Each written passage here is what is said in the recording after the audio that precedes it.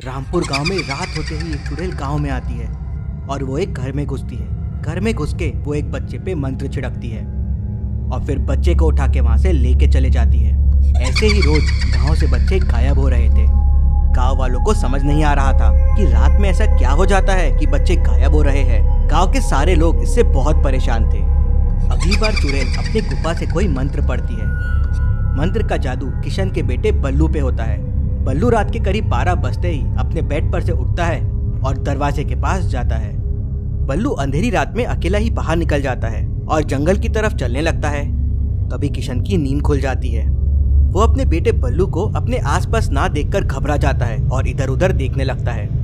तभी वो देखता है कि बल्लू अंधेरे में सीधा सीधा चले जा रहा है। किशन आवाज लगाता है, बल्लू बल्लू, पर बल्लू मुड़कर नहीं देखता। किशन दौड़ते हुए उसके पास जाकर बल्लू को पकड़ लेता है और उसे जोरों से हिलाता है। बल्लू जाग जाता है। वो किशन से कहता है, बाबा हम यहाँ क्या कर रहे हैं? मुझे डर लग रहा है, जल्दी घर चलिए। किशन को कुछ समझ नहीं आता। वो बल्लू को लेके घर आ जाता है और दोनों सो जाते हैं। दूसरे दिन सुबह किशन गांव के सब लोगों को बुलाता है और रात की सारी बातें उन्हें बताता है कि किस तरह बल्लू रात के अंधेरे में जंगल की तरफ चले जा रहा था, जैसे कोई शक्ति उसे खींच रही हो। मैंने उसे बहुत हिलाया, तब जाके उसकी नींद टूटी। ये सुन सारे गांव वाले घबरा जाते हैं। मतलब यही शक्ति हमारे बच्चों को गायब कर रही है। अब हम कैसे बचाएंगे हमारे बच्चों को इन शक्तियों से? आज रात हम जगे रहेंगे और देखेंगे ये कौन सी शक्ति है जो हमारे बच्चों को उनके पास खींच रही है। रात होती है, सारे बच्चे सो जाते हैं, लेकिन गांव वाले नहीं सोते। सब जाग के उस शक्ति का इंतजार करने लगते हैं। लेकिन धीरे धीरे सारे गांव वालों की नींद लग जाती है। चुड़ैल ने अपने मंत्र से गांव वालों को सुला दिया था। गांव वालों के सोते ही चुड़ैल गांव में आई और एक बच्चे को उठा के लेके चले गई। अगले दिन फिर एक बच्चा गायब हो जाता है। तभी एक गांव वाला कहता है, अपने बच्चों को और खुद को रस्सी से बांध लेंगे, जिससे अगर बच्चे नींद में उठ के चलने लगे तो अपनी भी नींद खुल जाएगी। सबको ये तरीका भी अच्छा लगता है। रात होते ही चुड़ैल गांव में आती है और किशन के घर में घुसती है और अपने मंत्र से रस्सी खोल देती है और बल्लू को उठा के अपने साथ लेके चले जाती है। सुबह होते ही किशन चिल्लाने लगता है, हाय मेरा बेटा गायब हो गया, मेरा बेटा गायब हो गया। मैंने तो इसे रस्सी से बांधा था, फिर ये कैसे गायब हो गया? वो ये जाके गाँव वालों को बताता है। किसी के समझ में नहीं आता। जब किशन ने रस्सी से बल्लू को बांध दिया था तो बल्लू गायब कैसे हो गया? रस्सी खुल कैसे गई? गाँव वाले मिलके मदद के लिए साधु महाराज के पास जाते हैं।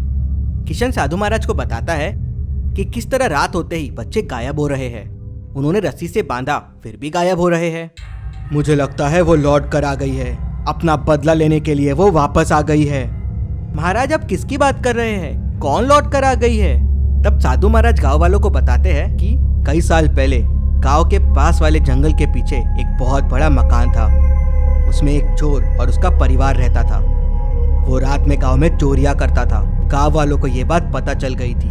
एक दिन घर में सिर्फ माँ और बेटे थे।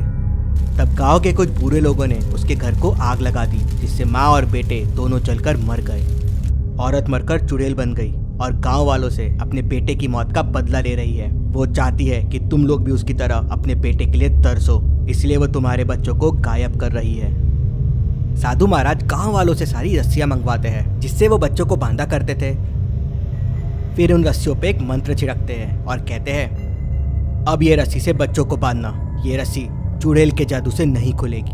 गांव वाले खुश हो जाते हैं और रस्सी लेके वापस गांव आ जाते हैं। रात होते ही चुड़ैल फिर गांव में आती है और एक बच्चे के पास जाके मंत्र पढ़ती है, लेकिन उस पे मंत्र का कोई असर नहीं होता। वो बच्चे को हाथ लगाने की कोशिश करती है, लेकिन उसे जोरों से झटका लगता है। चुड़ैल डर कर गुस्से में वहां से अपनी गुफा में वापस चले जाती है। अगले दिन गाँव से एक भी बच्चा गायब नहीं होता, तो सारे गाँव वाले खुश हो जाते हैं। चुड़ैल को बहुत गुस्सा आ जाता है। गांव वालों ने साधु महाराज से मदद ली, लेकिन फिर भी ये अपने बच्चों को मुझसे नहीं बचा सकते। एक दिन सब बच्चे गांव से जुड़े जंगल के पास खेलते रहते हैं। तभी एक औरत बच्चों के पास आती है और उन्हें चॉकलेट देती है। बच्चे चॉकलेट लेके बहुत खुश हो जाते हैं और सब ये चॉकलेट खा लेते हैं। ये सब खेत में काम करने वाला रामू देखता है, लेकिन बच्चे चॉकलेट ही खा रहे थे, इसलिए कुछ नहीं कहता। शाम हो जाती है और सब बच्चे अपने अपने घर आ जाते हैं। रोज की तरह आज भी गांव वाले अपने बच्चों को साधु महाराज की रस्सी से बांध देते हैं और सो जाते हैं। लेकिन आज वो रस्सी खुल जाती है और एक बच्चा फिर नींद में चलकर जंगलों में निकल जाता है। सुबह ये देख गांव वाले वापस घबरा जाते हैं और तुरंत साधु महाराज के पास जाते हैं। लगता है उस चुड़ैल ने बच्चों पे कोई जादू कर दिया है, जिससे मेरी रस्सियों का मंत्र टूट गया। तभी रामू कहता है, मैं रोज देखता हूँ एक औरत बच्चों को चॉकलेट देती है, कहीं ये वो चुड़ैल तो नहीं। साधु महाराज तुरंत समझ जाते हैं कि ये वो चुड़ैल ही है। ये जादुई ताबीज है, इसे अपने बच्चों को गले में बांध देना। इसकी शक्तियों के सामने चुड़ैल उनका कुछ नहीं कर पाएगी। ताबीज लेकर गांव वाले गांव में आ जाते हैं और अपने अपने बच्चों के गले में बांध देते हैं। दूसरे दिन बच्चे खेत में खेलते रहते हैं, तभी चुड़ैल वहां आ जाती है। जैसे ही वो बच्चों के पास जाती है, उसे जोरों का झटका लगता है। उसे कुछ समझ नहीं आता है और वो वापस बच्चों को छूने की कोशिश करती है। फिर से उसे जोरों का झटका लगता है और वो दूर जाके गिरती है। वो बहुत कोशिश करती है पर नाकाम हो जाती है। वो समझ जाती है कि कोई शक्ति उसे बच्चों के पास आने नहीं दे रही है और वो इन शक्तियों को हरा नहीं पाएगी। वो रोज आती है, बच्चों को उठाने की कोशिश करती है, लेकिन नाकाम होके वापस चले जाती है। अब गांव से बच्चे गायब होना बंद हो जाते हैं, लेकिन सवाल ये था कि जो बच्चे गायब हो गए हैं उन्हें वापस कैसे लाया जाए। सब गांव वाले वापस साधु महाराज के पास जाते हैं। तब साधु महाराज कहते हैं, ये लो जादुई जल, ये किसी तरह चुड़ैल पे छिड़क दो। इसके छिड़कते ही चुड़ैल जल जाएगी और बच्चे आजाद हो जाएंगे। लेकिन चुड़ैल तो बस बच्चों के पास जाती है। अब कौन अपना बच्चा चुड़ैल के पास भेजेगा? कोई भी गांव वाला अपना बच्चा चुड़ैल के पास भेजना नहीं चाहता था। गांव में एक बौना भी रहता था, छोटूमल। सब लोग उसका बहुत मजाक उड़ाते थे और उसे छोटूमल कह के चिढ़ाते थे। वो सामने आता है और कहता है, मैं मदद करूंगा गांव वालों की, और वो जल साधु महाराज से ले लेता है। छोटूमल बच्चों के जैसा तैयार हो जाता है और खेलते खेलते गांव के बाहर खंडर के पास पहुंच जाता है। चुड़ैल का ध्यान छोटूमल पर जाता है और वो देखती है कि इसने ताबीज नहीं पहना हुआ है। बच्चा समझ के वो छोटूमल के पास जाती है और उसे उठा के अपनी गुफा में लेके चले जाती है।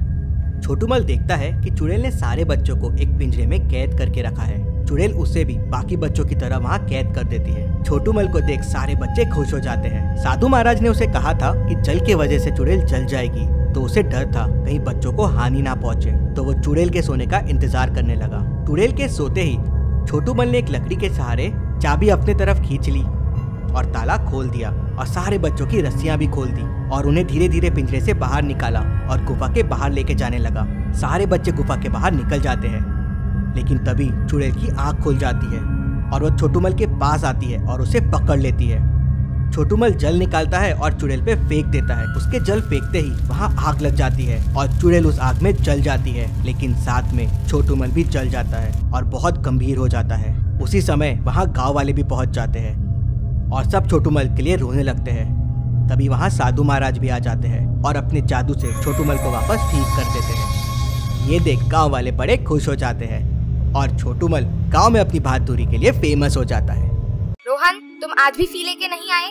जाओ अपने घर जाओ, आज मैं तुम्हें क्लास में नहीं आने दूंगी। घर जाओ और पैसे लेके आओ। रोहन एक गरीब सब्जी वाले का बेटा था। उसे पढ़ने का बड़ा शौक था, लेकिन पैसे की कमी की वजह से उसे स्कूल से रोज घर भेज देते थे। वो सीधे अपने घर जाता है, लेकिन उसके घर पे ताला लगा होता है। वो सीधा मार्केट जाता है और अपने पापा को ढूंढना शुरू करता है। वो अपने पापा के पास जाता है। पापा पापा, मुझे आज भी स्कूल में नहीं आने दिया। टीचर पैसे मांग रही है, मुझे फी चाहिए। बेटा, आज सुबह से कोई सब्जी नहीं बिकी है, कुछ सब्जी बिकने दे, आज तुझे तेरी फी दे दूंगा। रोहन वहीं गुस्सा होके खड़ा हो जाता है। भैया टमाटर कैसे दिए? 25 रुपए किलो मैडम। नहीं नहीं, 20 रुपए किलो दो, बहुत महंगा है। मैडम 20 रुपए किलो में नहीं पुराएगा। फिर नहीं चाहिए टमाटर। ऐसे ही लोग आते और रोहन के पापा के साथ मोल भाव करते। अब 20 रुपए किलो टमाटर में रोहन के पापा को क्या पुराएगा। लोग आते और बिना सब्जी खरीदे ही चले जाते। रोहन वहाँ खड़े होकर ये सब देख रहा था। दूसरी तरफ सोहन अपने पापा के साथ रेस्टोरेंट जाता है। पापा पापा, आज तो छोले भटूरे खाएंगे, पाव भाजी खाएंगे, आइसक्रीम भी खाएंगे। हाँ हाँ बेटा, आज सब खाएंगे। सोहन और उसके पापा होटल में सब कुछ ऑर्डर करते हैं और मस्त खाते हैं। 1000 रुपए का बिल बनता है, जीएसटी भरते हैं, टैक्स भरते हैं और ऊपर से 100 रुपए वेटर को टिप भी देते हैं। सोहन और उसके पापा टमाटर लेने के लिए रोहन के पापा के पास पहुंच जाते हैं। भैया टमाटर कैसे दिए? 25 रुपए किलो। नहीं नहीं, बहुत महंगे हैं, 20 रुपए किलो दो। नहीं सर, रोहन के स्कूल की फी नहीं भरी है, उसको स्कूल में फी भी देनी है। 20 रुपए में नहीं पुराएगा, 22 रुपए किलो ले लो। नहीं नहीं, 22 रुपए भी बहुत महंगा है, नहीं चाहिए। और सोहन और उसके पापा वहाँ से निकल जाते हैं। सोचने वाली बात यह है कि हम होटल में सारे टैक्सेस भरते हैं, टिप भी देते हैं, लेकिन सब्जी वाले से 1-2 रुपए के लिए मोल भाव करते हैं। 1 रुपए आपके लिए बड़ी छोटी चीज़ है, लेकिन वो सब्जी वाले के लिए 1 रुपए भी बहुत बड़ी चीज़ है।